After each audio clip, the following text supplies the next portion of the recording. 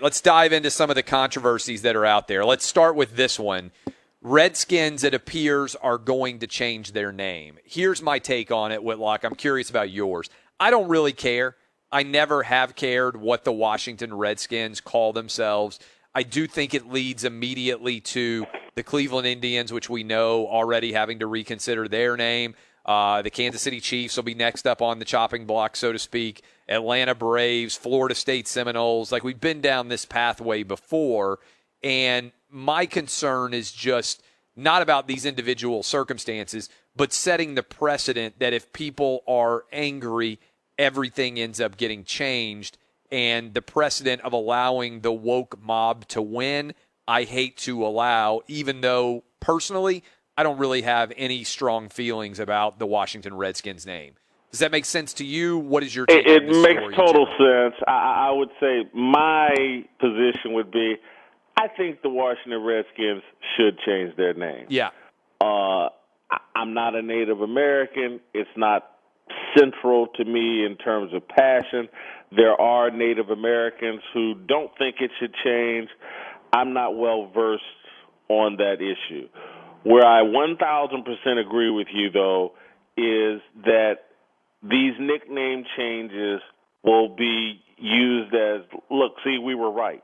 And all this other stuff we're doing is right. And it's just not. Just because there's a kernel of truth to your message doesn't make the whole bag of popcorn healthy or good. And that you are establishing a precedent of, hey, this particular mob got this victory, and therefore they're right on X, Y, and Z. And I think a lot of young people will interpret that way, and that is dangerous. But, you know, listen, I'm glad if the nicknames get changed and that controversy goes away and it's a positive for Native Americans. Hats off. At least this whole thing accomplished something. But that's it. That's about it as far as I could see. Yeah, and my concern in general, and I'm with you. I mean, again, it doesn't really matter to me one way or the other. I'm not going to care if they go to a different name for Washington.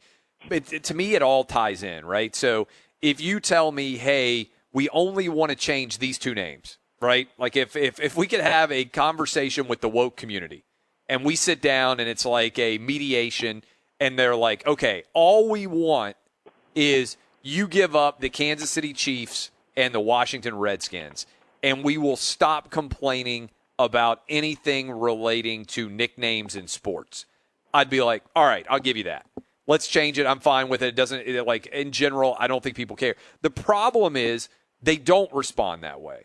When you give them the Redskins and you give them the Chiefs, it legitimizes cancel culture in their mind. And so then they come back and they're like, well, we want the Atlanta Braves and we want the Florida State Seminoles and we want nobody to ever do a tomahawk chant again. And we want, like, sooner or later, they find something new to latch on to. They're never satisfied. Does that make sense? And Adam Carolla, let me give talking you the about example. Comedians. Yeah. Let me give you the example. There's a discussion already percolating about the Golden State Warriors. That there's already a bit the of a Warrior is considered to be offensive now. Yeah. Because I think in its original form, I think it may have had something to do with a black character. I just heard about this vaguely, that the Warriors were up next for discussion as they went further and further down this road. And yeah, listen, this march of political correctness, it doesn't have an end game. It's not a destination. Yes. It's a journey, and the journey is never ending. And eventually, they'll decide, you know what, Jason Lee Whitlock, you shouldn't be called Lee because that goes to Chinese people. You're not. I mean, it just never stops, and they just start implementing rules. And you can't say this, you can't say that, you can't. And America, once again, whether we like it or not, is based on freedom. And you can't be free without the dumb, D-U-M-B. And so there's a level of dumbness that needs to be tolerated in order for us all to be free. And these thought police that are out and active, I don't want them in charge of my brain. I don't want them in charge of my society. I'll give you an example here. And this blew my mind when my mom told me yesterday. So there is a woman around 65 years old who is friends with my mom, and her name is Dixie. Like as in like Dixie Carter, like Dixie. Mm-hmm. She went into a restaurant recently to make an order, gave him her name. Somebody called out her name, Dixie. She went up to the counter, 65-year-old woman, the nicest woman you can ever meet, grandma, right? Woman said to her, "You need to watch it with that name. It's really offensive." Now imagine being like 25 years old and telling a 65-year-old grandma that you find her name Dixie offensive.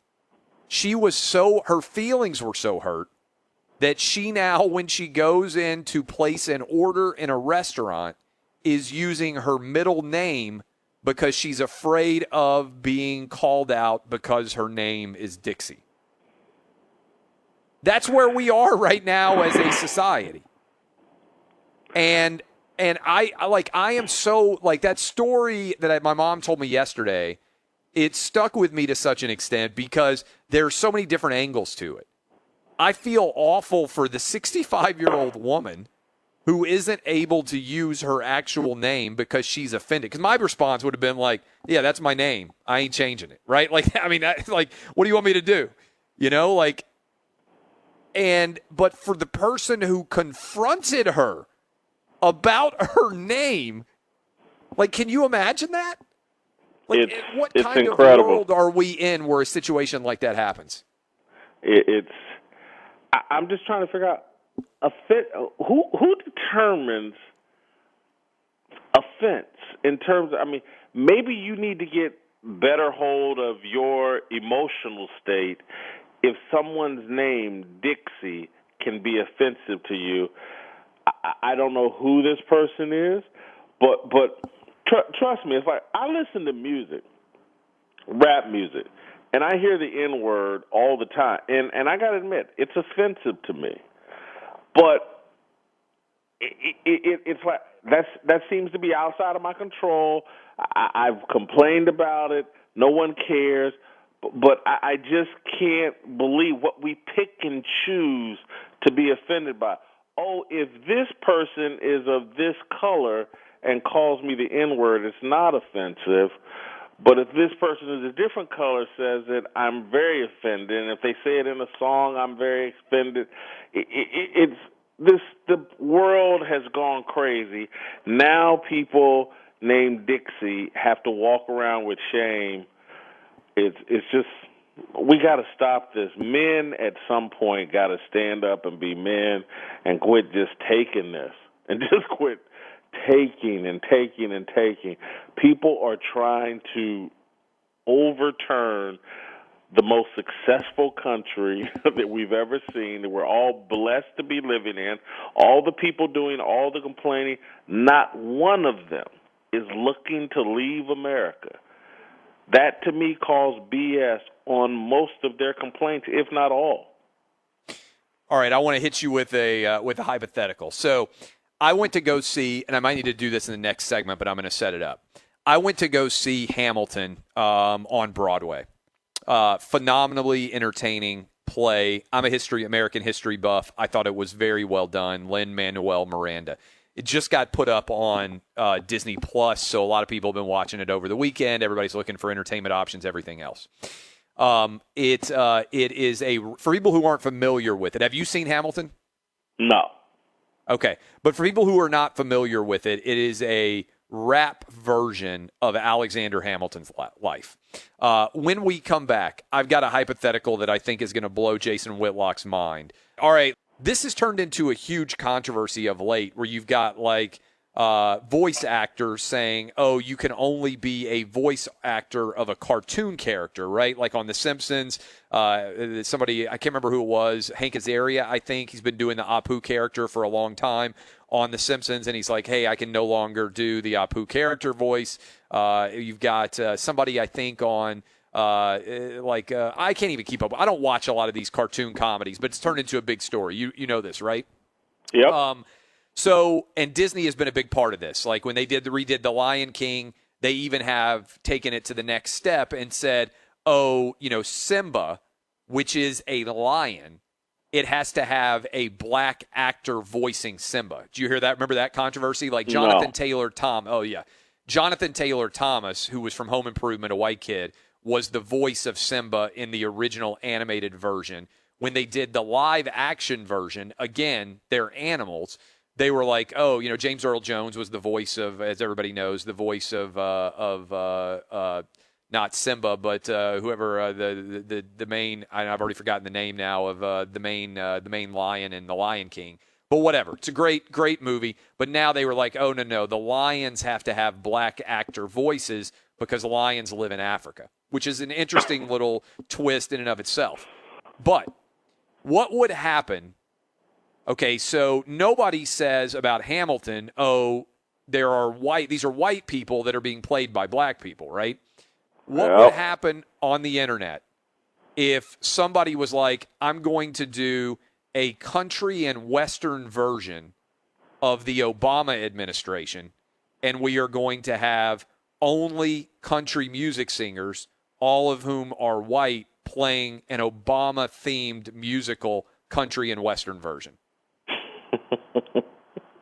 This is the way my mind works. Like, so the rule is you can only, we now have decided that even for animals, if the animals are located in Africa, that you can only have black people voice the animals, which, whatever. Like, that was a huge controversy. Disney was like, oh, I'm so sorry that we ever had a white person voice Simba the lion. Mufasa, by the way, is the dad, who's played by James Earl Jones. Yeah. All right. So they were like Bob Iger, he got on his hands and knees. It's like, I'm so sorry. He's apologizing to the woke community. I don't know what we were ever thinking, having an animal, all right, an African animal voiced by a white person. That is now racist. But all of the cast of Hamilton is black, right, pretty much. And they are voicing white characters, and it's a rap, and nobody's caring about it. Country and Western version of the Obama administration. Twitter's reaction is, take it away, Jason Whitlock. Darius Rucker would play Barack Obama. Darius Rucker is an Little awesome Nas dude, by the way. X would play. Let me stop there before I get in trouble. Twitter would lose its mind, right? Yeah, I guess. Yeah, Little Nas X. He would be Eric Holder. I don't even know who could play Michelle Obama. Yeah. Whoever the most famous black country music. But I'm saying. So what is Twitter's reaction to and let's say it's incredibly well done, like Hamilton, Lin-Manuel Miranda is incredibly talented. Let's say it's incredibly well done, like well done in a country music vein. Hamilton, obviously, you're juxtaposing hip hop with the Revolutionary era, which is, a fusion, a creation of something new that people would not have foreseen. Like, I don't think there were a lot of people out there like, hey, what are you working on? Oh, I'm thinking about doing a hip-hop version of Alexander Hamilton historical Broadway movie, historical Broadway play. I don't think there were a lot of people like competing in that vein. Now there probably are, right? Like everybody's trying to do their own version. What do you think Twitter says? How quickly does that production get It never canceled? gets off the ground, and you couldn't look. Even the vein of music, it would be racist to even try to do it as country music. Why would you do it as rap? He was friends with Jay-Z, and so it's got to be rap or it's got to be R&B. It's racist for you even to consider doing it in a style of music that isn't traditionally black and African American. Look, man, we're living in the craziest time, I think, in American history. It's crazy. I mean, obviously the Civil War was worse, but this is just crazy. 2 + 2 = 8. 2 - 2 = 8. It's just. I saw that. I just keep waiting for it to end, and it just never seems to be ending. When I saw the controversy, this was like a year ago, maybe 2 years ago, whenever it was, whenever The Lion King came out in theaters, and they were like, man, it was such a cultural miss by Disney to not have a black actor voicing the lion.